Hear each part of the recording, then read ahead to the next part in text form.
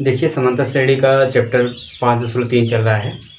इसमें 7 क्वेश्चन तक लगाया जा चुका है। आज 8वां क्वेश्चन हम लोग हल करेंगे।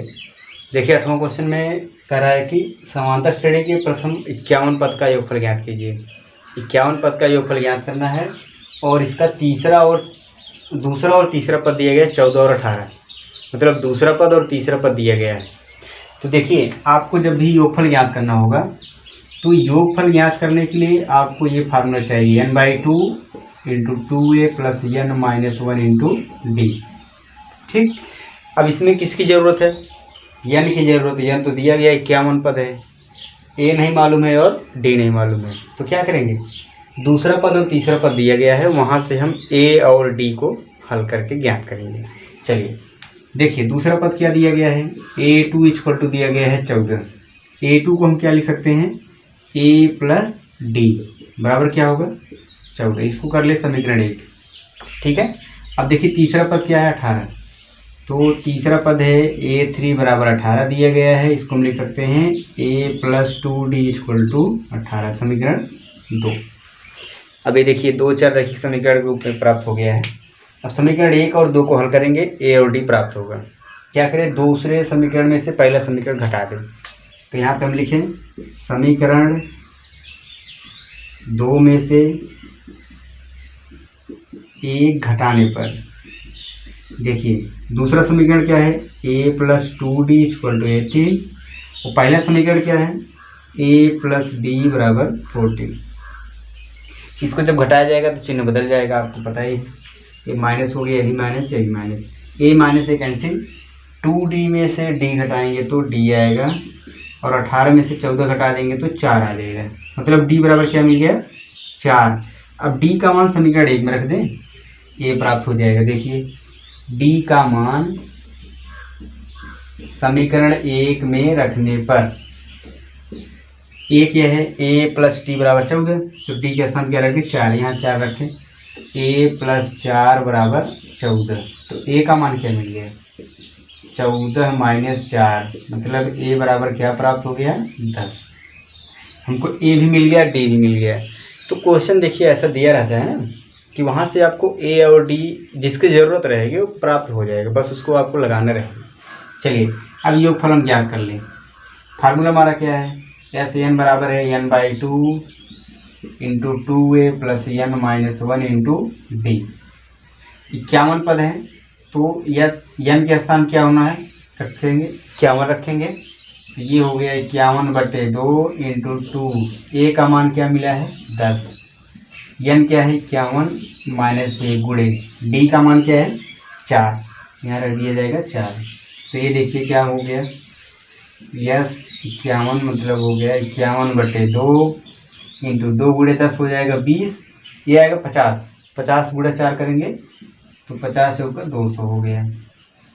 तो ये देखिए क्या मिल गया 51/2 गुणे 200 प्लस 20 करेंगे 220, 2 से ये कैंसिल होगा तो 110 आ गया। चलिए 51 का गुणा हम कर दें तो 51 पद का योगफल आ गया 0 1 51 1 5 56, 5610। ये हो गया 51 पद का योगफल। आएगा समझ में। दूसरा पद और तीसरा पद दिया गया था, उसको हल करके हमने d और a का मान ज्ञात कर लिया। फिर फार्मूले में रख के योगफल वाले में उसका योगफल ज्ञात कर लेंगे। ठीक, देखिए 9 नंबर क्वेश्चन दिया गया है। कह रहा है कि यदि समांतर श्रेणी के प्रथम 7 पदों का योगफल 49 है और प्रथम 17 पदों का योगफल 289 है, तो उसके n पदों का योगफल क्या होगा। ये देखिए इसमें आपको समीकरण बना करके योगफल निकालना है। तो योगफल के लिए आपको क्या चाहिए, अभी इसके पहले वाले क्वेश्चन देखे थे, पद की संख्या चाहिए, प्रथम पद चाहिए और सार्वंतर चाहिए। तो n की संख्या तो दी गई, पद की संख्या n दिया गया है, बस समांतर माध्य और समांतर माध्य ने सार्वंतर और प्रथम पद ये ज्ञात करना है। चलिए तो यहाँ से आपको प्राप्त हो जाएगा, एक समीकरण यहाँ से बनेगा, एक यहाँ से। तो 7 पद का योगफल दिया गया है, यह 7 क्या दिया गया है 49। ठीक ना, तो हम फार्मूला रखेंगे S7 बराबर क्या होता है फार्मूला, SN बराबर होता है n/2 into 2a plus n minus 1 into D. ठीक, तो ये योगफल क्या दिया गया है 49, तो इसके स्थान हम क्या रख लें 49, और पद की संख्या कितनी है 7, 7 पद का योगफल 49 है ना, तो n के स्थान पे 7 रखेंगे, यहाँ भी 7 रखेंगे, तो 7 माइनस से करेंगे 6 आ जाएगा। क्लियर। चलिए ये तो आपका 7 7 49 कैंसिल 7 आ गया, 2 का इधर गुणा हो जाएगा 7, नहीं तो ऐसे रहने दीजिए 1/2, यहाँ से 2 कॉमन कर लेंगे, 2 कॉमन करेंगे तो क्या आएगा a + 3d, ठीक है, a और a कैंसिल, तो ये समीकरण बन गया a + 3d बराबर 7, a + 3d बराबर क्या गया 7, समीकरण 1। आपका 7 पद का योगफल कितना दिया 49, तो इसको हमने फार्मूला में रखा और यहाँ से एक समीकरण प्राप्त कर लिया a और d में। अब देखिए 17 पद का योगफल कितना दिया गया 89, मतलब आप रखेंगे फिर फार्मूले में SN बराबर n/2 में 2a + n - 1 × d। यहाँ पे देखिए दूसरा योगफल कितना दिया गया 289 बराबर n क्या है 17 पद है 17/2 × 2a + ये 17 - 1 16d, ठीक ना, ये 17 से कैंसिल होगा, 17 17 में 289 हो जाएगा, यहाँ आ गया 17 बराबर 1/2 गुणे, यहाँ से फिर 2 कॉमन कर सकते हैं, 2 कॉमन कर लेंगे तो a + 8d आ जाएगा, तो ये 2 कैंसिल, तो एक समीकरण और मिल गया a + 8d बराबर 17, इसको हम लिख दें a + 8d बराबर 17, समीकरण 2। क्लियर। अब देख रहे हैं 2 चर रैखिक समीकरण प्राप्त हो गया, 1 और 2 हल कर देंगे तो a और d मिल जाएगा। चलिए दूसरे समीकरण में पहले घटा दें, तो हम क्या रखेंगे समीकरण 2 में से 1 घटाने पर, चलिए 2 समीकरण क्या है a + 8d बराबर 17, पहला समीकरण क्या है a + 3d बराबर 7, घटाएंगे तो ये माइनस हो गया, ये माइनस ये माइनस, ये कैंसिल हो गया। अब 8d में 3d घटाएंगे कितना आ जाएगा 5d बराबर 17 में 7 घटा देंगे 10, तो d का मान क्या आ गया 10/5, तो d आ गया 2। क्लियर यहाँ तक, 5 दूना 10। अब d का मान समीकरण 1 में रख दें, समीकरण 1 में रखने पर चलिए d के स्थान क्या रखेंगे 2, यहाँ पर 2 रख दें यहाँ पे, तो ये हो जाएगा a + 3 × 2 बराबर 7, तो 3 × 2 हो गया कितना आ गया 6, 6 उधर ले जाएं तो a बराबर आ जाएगा 7 - 6, तो a बराबर आ गया 1। देखिए प्रथम पद भी आ गया, सर्वांतर भी आ गया। अब आपको n पद का योगफल ज्ञात करना है, तो हम फार्मूला रख दें SN बराबर n/2 × 2a + n - 1 × d, ठीक ना। चलिए रखा जाए, a का मान क्या है 1 है, प्लस n तो n ही रहेगा, d का मान क्या है 2 है, इसको हम रख लें 2, ठीक है। तो ये आ गया n/2 × 2 का गुणा 1 में 2 हो गया, 2 का गुणा इसमें करिए 2n - 2 1 के 2, तो 2 - 2 कैंसिल हो गया, बचा क्या n/2 × 2n, तो 2 2 कैंसिल हो गया, n × n क्या हो गया n², तो इसका मतलब n पद का योगफल क्या आ गया n², ये हो जाएगा आंसर। इसमें एक चीज़ आप देखिए, थोड़ा तर्क पे रीजनिंग के आधार पे इस पे दिया है 7 पद का योगफल 49, मतलब 7 का वर्ग 49 है, और 17 पद का योगफल 289 है, तो 17 पद का वर्ग 17 का वर्ग करेंगे 289 बराबर आएगा। तो आप इन दोनों से समझ सकते हैं कि चाहे जितने पद का योगफल पूछेगा सबका वर्ग कर दीजिए, तो n पद का योगफल पूछ रहा है तो n का वर्ग हो जाएगा, क्योंकि यहाँ पे इसका वर्ग ये है, इसका वर्ग ये है, तो ये देखिए वही प्राप्त भी हुआ है, ठीक है। देखिए 10 नंबर क्वेश्चन है, इसमें n वां पद दिया गया है, एक कोई n वां पद है श्रेणी का, 2 क्वेश्चन है इसमें, 2 n वां पद दिया गया है, तो कह रहे हैं a1 a2 a3 इस तरह से मान ज्ञात कीजिए, तो क्या ये श्रेणी समांतर श्रेणी बन रहा है, लिखा है AP बनता है, तो हमको ज्ञात करना है कि जो ये पद दिया गया है इससे अगर हम श्रेणी बनाएंगे तो क्या ये समांतर श्रेणी होगा, उसको ज्ञात करना है। यदि समांतर श्रेणी है तो उसके 15 पद का योगफल भी ज्ञात करना है। चलिए पहला क्वेश्चन देखते हैं, an बराबर क्या है 3 + 4n, ठीक ना। ये देखिए थोड़ा सा ध्यान समझेंगे कि अगर आपको n वां पद दिया हो तो कहा जाएगा आप श्रेणी बनाइए, तो n वां पद देने का मतलब आप n के स्थान पे 1 रखेंगे। अगर आप n बराबर क्या रखें, 1 रखेंगे तो a1 मिलेगा। a1 का मतलब क्या हो गया, पहला पद, a2 का मतलब दूसरा पद है ना। तो n के स्थान पर आप 1 रखेंगे, यहाँ भी 1 रखेंगे, तो 3 + 4 × 1, तो ये हो गया 3 × 4 = 7, मतलब पहले पद क्या मिल गया, 7। अब हम n बराबर 2 रखेंगे तो a2 हो जाएगा, और यहाँ पे n के स्थान पर भी क्या रख दे, 2, तो 3 + 8 = 11। क्लियर। फिर n बराबर 3 रखें तो हमको तीसरा पद मिल गया, 3 + 4 × 3, यहाँ भी 3 रखेंगे ना, तो 3 + 12 आपका क्या आ गया, 15। तो इस प्रकार से देखिए जो श्रेणी बन रहा है 7, 11, 15 ऐसे ऐसे मिलेगा। तो क्या ये समांतर श्रेणी है, देखें सर्वांतर यदि बराबर आ जाएगा तो कह देंगे श्रेणी है समांतर।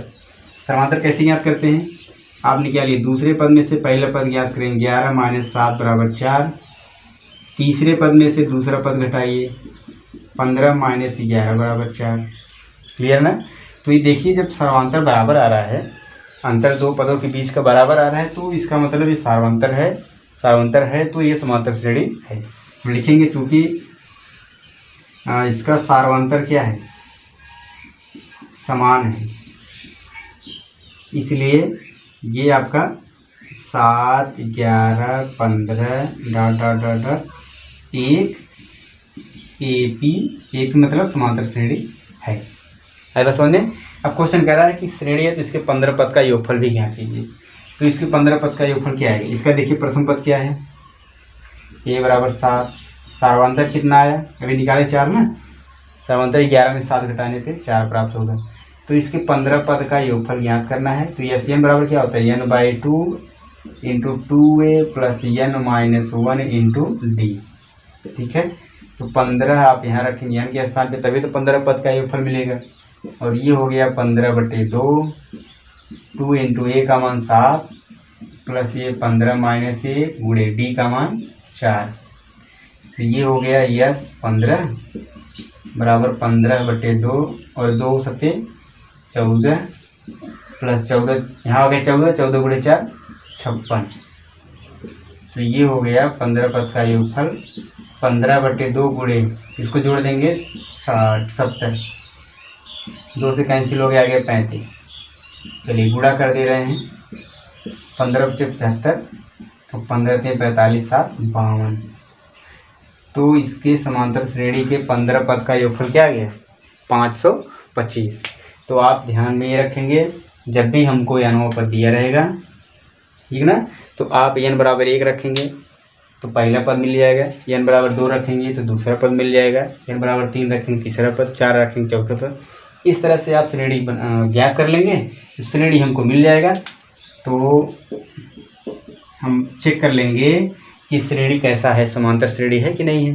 तो ये समांतर श्रेणी दिख रहा है, तो समांतर श्रेणी इस तरह से आप प्राप्त कर लेंगे, फिर उसका योगफल ज्ञात कर लेंगे। क्लियर।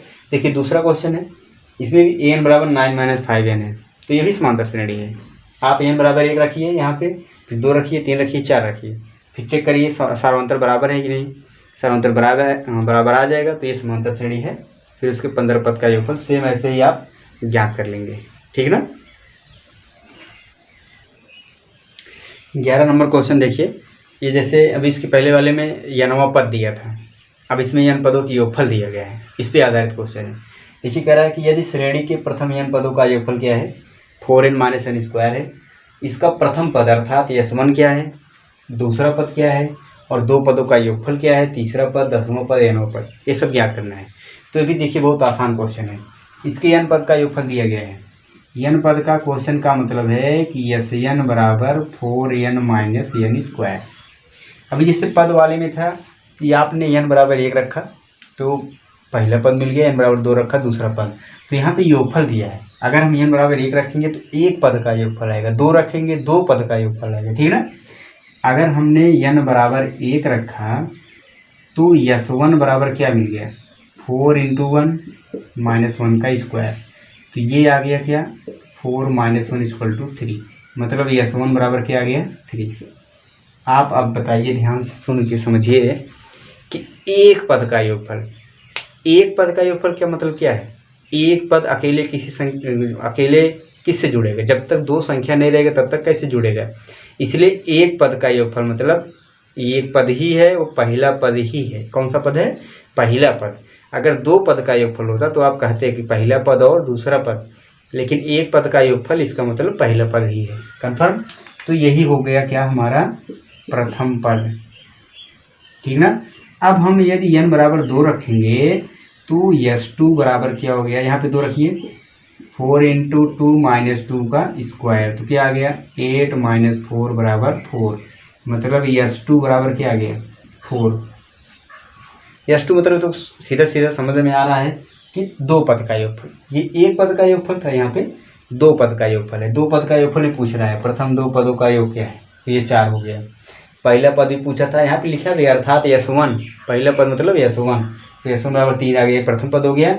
ये आपके दो पदों का योग, ये हो गया। अब क्वेश्चन कह रहा है दूसरा पद क्या है? दूसरा पद आप ये देखिए, अगर हम एक श्रेणी यहाँ पे रखें 2, 5, 8 इस तरह श्रेणी ना, अगर हम कहें इसमें एक पद का योगफल क्या है? एक पद का योगफल मतलब 2, पहला पद है। अगर हम कहें यश टू का मतलब दो पद का योगफल, दो पद का योगफल मतलब ये और ये, दोनों का योगफल कितना होगा? 7। ठीक, अगर हम देखें कि दोनों का योगफल 7 है और पहले पद का योगफल 2 है, तो अगर दो पद के योगफल में पहले पद घटाए तो दूसरा पद मिलेगा। दो पद के योगफल में ये पहला पद घटाए मतलब 7 में से 2 घटाएंगे तो 5 आपका यह दूसरा पद मिलेगा कि नहीं? दूसरा पद आएगा। भाई एक पद का योगफल मतलब खाली पहला पद है, उसमें दो पद का योगफल मतलब उसमें पहला पद और दूसरा पद दोनों है, तो उसमें जब पहला पद हम घटा देंगे तो दूसरा पद ही बचेगा। तो इस प्रकार से यहाँ पे दूसरा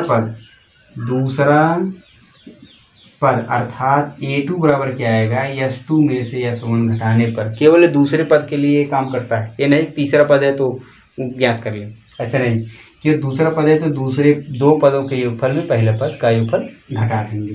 तो a2 क्या मिल गया? ये क्या है? 4 और ये 3, तो 4 माइनस 3 कर देंगे, ये आ गया 1। दूसरा पद क्या आ गया? ये दूसरा पद हो गया 1 और दो पद का योगफल 4, पहला पद हो गया 3। कंफर्म? अब इसी प्रकार तीसरा पद ज्ञात कीजिए। अब तो देखिए एकदम सरल हो गया है। अगर हमारा पहला पद, इसको मिटा दे थोड़ा, तब लगा ये तो समझ में आ गया होगा। देखिए चाहे जो भी पद ज्ञात करना हो आपको समझ में आ जाएगा। देखिए a1 बराबर क्या है? 3 है। a2 बराबर क्या है? 1 है।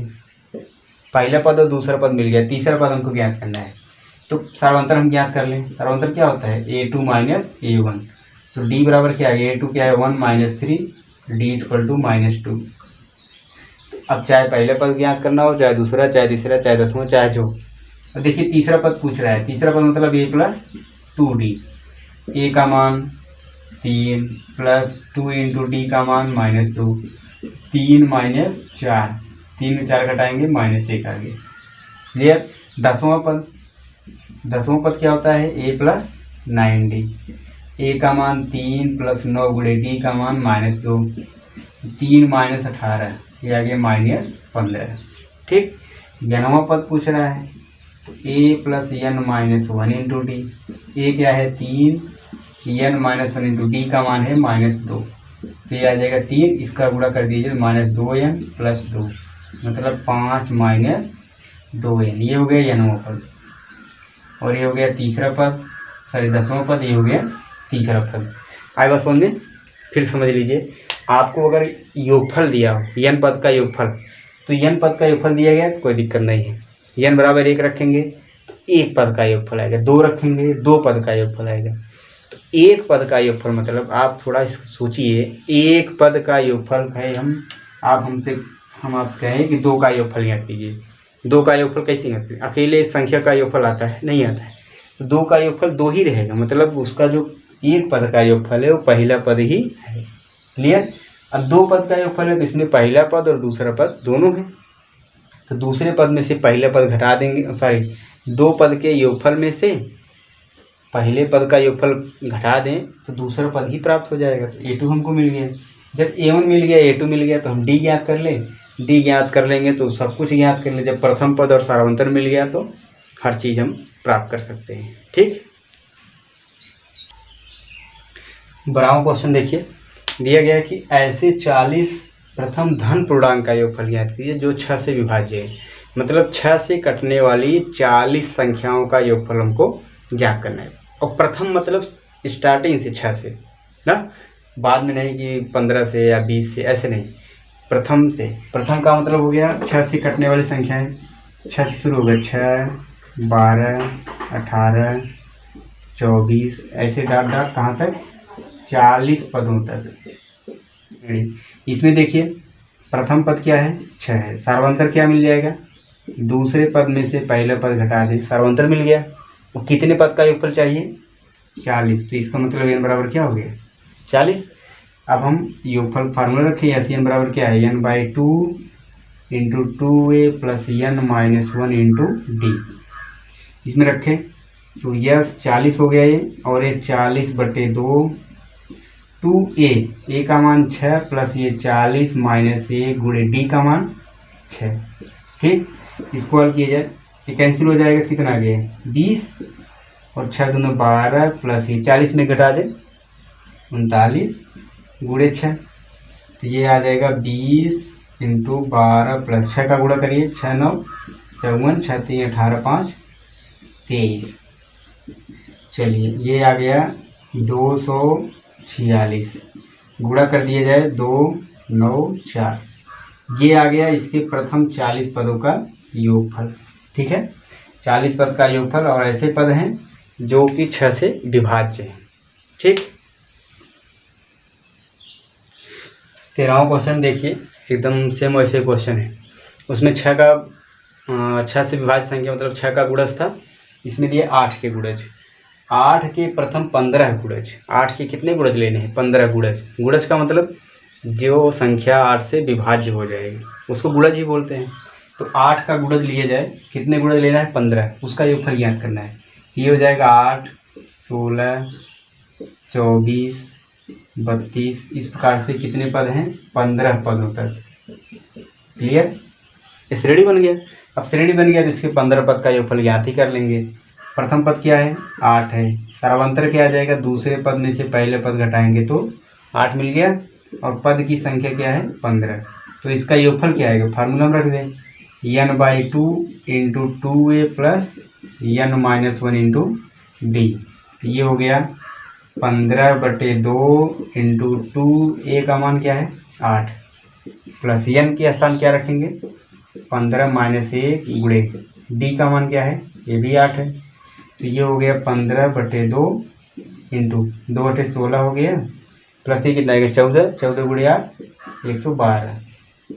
इसको जोड़ लेंगे तो क्या आ जाएगा, ये 128, 2 से कैंसिल हो जाएगा, 64 आ गया, 15 का गुणा हो जाएगा, 15 चौक 60, 90 6 96, ये आ गया इसके 15 पदों का योगफल कितना, 960।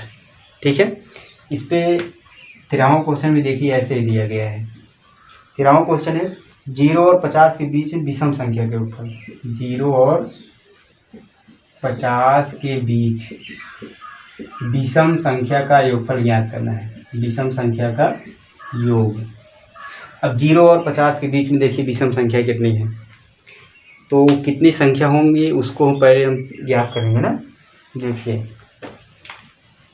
आप विषम संख्या 0 के बाद लीजिए, 1 आपका विषम संख्या है, 3 5 7 9, ऐसे कहाँ तक है, पूरा 49 तक। ठीक है ना, ये कैसी संख्या है, विषम संख्या है, जो 2 से नहीं कट रहा है वो विषम संख्या है। तो पहले आपको योगफल ज्ञात करने के लिए पद की संख्या की जरूरत पड़ती है, चाहे प्रथम पद हो, अंतिम पद हो, चाहे जो भी दिया हो, लेकिन n आपको जरूर रहता है प्राप्त होना।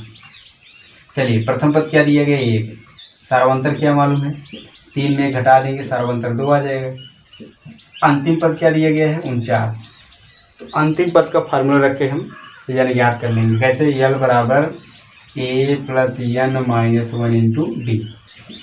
चलिए l क्या है, 49, प्रथम पद क्या है, 1, n नहीं मालूम है, और d क्या है, 2। एक इधर लाइए तो 49 माइनस 1 बराबर 2 का गुणा करिए तो ये हो गया 2n माइनस 2। 49 में घटाएंगे क्या आ जाएगा 48। अब -2 इधर कर देंगे तो +2 बराबर 2n।